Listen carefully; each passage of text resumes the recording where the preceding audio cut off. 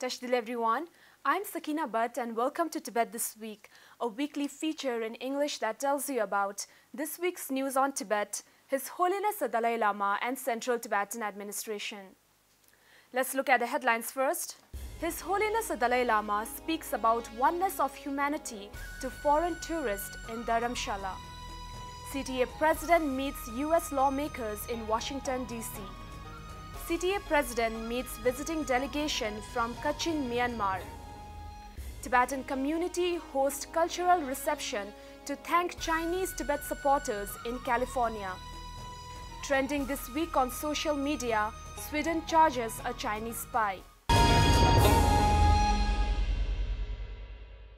His Holiness the Dalai Lama met over 1,000 foreign tourists at Zuglakhang in Dharamshala for a brief interaction on Tuesday this week. The tourists have come from 68 countries in Asia, Australasia, Europe, North and South America, and Africa. His Holiness the Dalai Lama spoke about the oneness of humanity and the basic nature of humans as compassionate. He called for more understanding among each other and said that the 21st century should not repeat the mistakes of the 20th century. One individual like you, like me, try to develop inner peace, not through faith, but through reasoning, but through analytical meditation.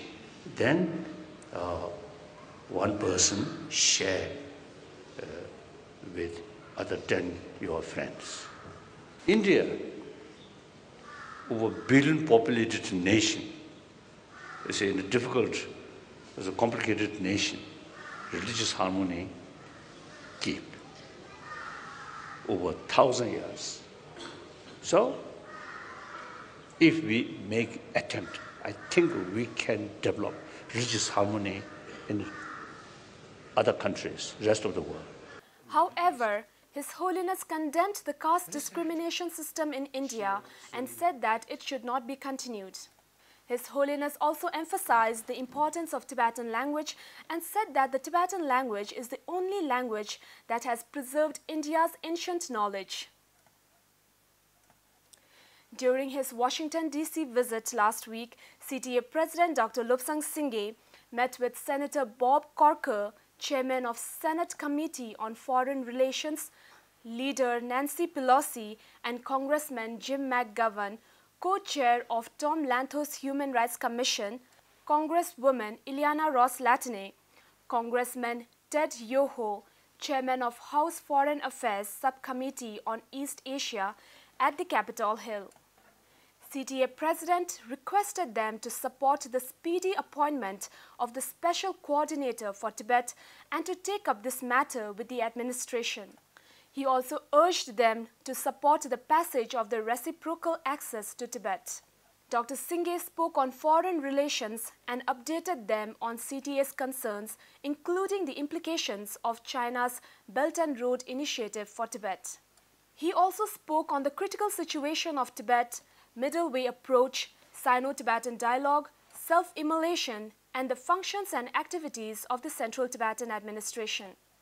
The President thanked the members of Congress for supporting Tibet cause in general and particularly for approving the funding for Tibetan projects and programs. The President participated in a conference titled Tibet Strategy in the Context of China's Wider Ambitions, organized by National Endowment for Democracy. Dr. Singye spoke on Tibet in a changing international context and shared his views on the critical situation of Tibet and also about the growing influence of Chinese power in the international arena. In Dharamshala, President Dr. Singye met with an 11-member delegation from Kachin, Myanmar, led by Mr. Gumsha Ong on Wednesday this week.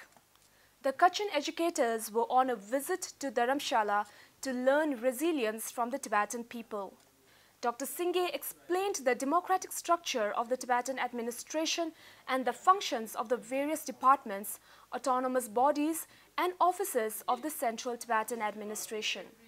He also informed them of the critical situation inside Tibet and the importance of preserving the unique Tibetan language and the culture to safeguard Tibetan identity. The Office of Tibet, in association with the Tibetan Association of Northern California, hosted a cultural reception to thank Chinese Tibet supporters in San Francisco Bay Area. The reception was a part of the Thank You Year 2018 announced by Kasha of the Central Tibetan Administration. Representative Ngodup Tsiring spoke about the importance of the Chinese outreach campaign, the advice of His Holiness the Dalai Lama to foster harmonious relations with Chinese people, and thanked them for supporting the Tibet issue. The reception also featured cultural performances, and over 80 Chinese scholars, writers, youths, and democracy activists from both Southern and Northern California attended the reception. Trending this week on social media is the case of a Chinese spy charged for spying on Tibetans in Sweden. Swedish prosecutors charged a 49-year-old Dorje Gansen from Tibet with espionage on Wednesday last week. The accused is believed to be infiltrating the Tibetan refugees, numbering 140 in Sweden and Norway, for the Chinese government in exchange for money. The man was believed to have spied on Tibetan community in Sweden from July 2015 to February 2017 when he was arrested. But he was released a few weeks later without concrete evidence. Dorje Gansen came to Sweden as quota refugee in 2002 and was welcomed to Stockholm Tibetan community. A Tibetan leader says she hopes other countries will follow Sweden's example by prosecuting alleged spies who give China information on exiled Tibetans.